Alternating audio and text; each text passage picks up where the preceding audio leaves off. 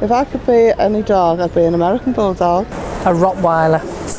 I'd say a Yorkshire Terrier. A Great Dane. A Border Collie. I'd be any dog because they all get spoiled. Probably a Poodle.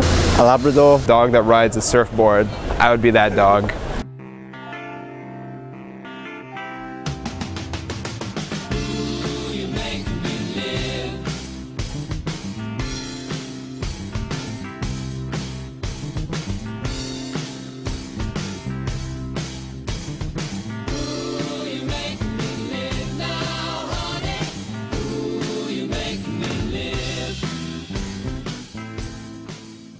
Britain is a nation of dog owners. With so many breeds to choose from, you can't go wrong.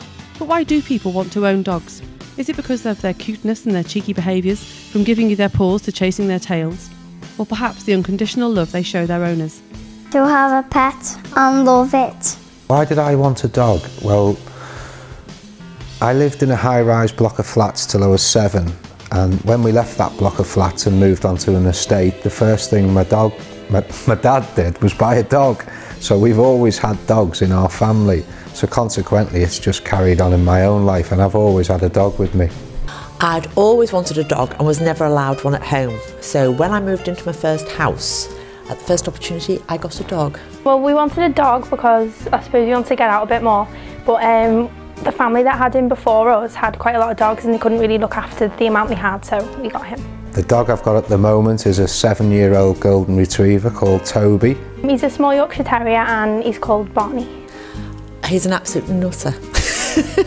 He likes people, he likes children, but he doesn't like other dogs, which is a big issue when we're walking. We got him not long ago, it was about a month ago I think. It was quite fun, everyone sort of came round and had a look at him because he's really cute. I actually bought him for my daughter as a 10th birthday present. When I first got the dog, I got him from a rescue centre. I've always liked Alsatians, I've always liked collies, and he's an Alsatian Collie Cross. And so he was supposed to be the ideal dog.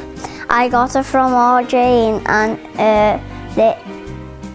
we want to adopt her. And we chose him, I think it was because he was the smallest one out of the 3 that the people had, and we thought it'd be quite cute and easy to look after. I'd say he's got a very arrogant personality because his great-grandfather was a Crufts champion. He's full of vitality, he's very friendly, he's very greedy, he's very energetic as well. He's good company.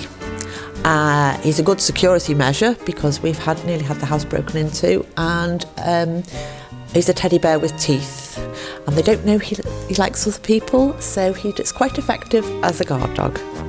If you have a teddy and you go like that, then she chases it and tries to grab it. Oh, the best thing about owning a dog is because a dog is a man's best friend, and Toby is certainly mine. And the best thing would probably be the walks, because I never really went out much, to be honest, and neither did the family, so I guess it's nice to get out with them. To play with her and give her treats and to give her some love. Dogs need daily walks and exercise, but with people working longer hours, they don't always have time, and so this has led to people making a career out of walking other people's dogs. I've been dog walking now for about 14 months. It's mainly, I think, for people who are working for a living, you know, with 2 people in the family or 1 person in the family working for a living, and they want to care for their dog, and so they want somebody to go and take him out and walk them.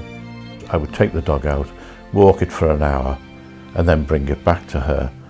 I like walking 1 dog at a time because you give your whole attention to the dog. My prices are, I charge £10 to walk a dog for an hour, and I charge £7 to walk a dog for half an hour. I have regular customers who I go to, you know, sort of on Monday, Wednesday, Friday, or whatever days they want. For some people, dogs are more than companions, they are a lifeline which helps them keep their independence. But these dogs need a lot of training before being given to someone who needs them. Guide dogs breed Labradors, Golden Retrievers, German Shepherds mainly, and then they'll do crosses of those.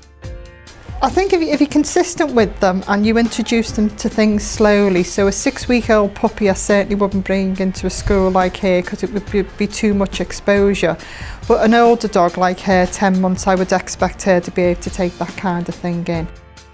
They all have the same initial training and advanced training. They've got to know the basics. It's like learning to read and write. You go through a certain curriculum to get there.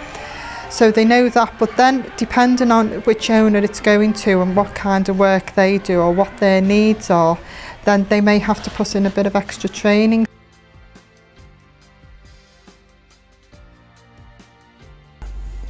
How long have I been blind? Since birth, which is many years ago, over 70 years.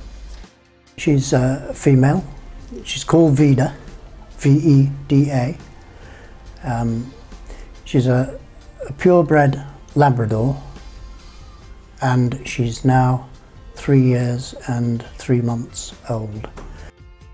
And the advantage of the dog is that you move much more quickly and you don't very often bang into obstacles.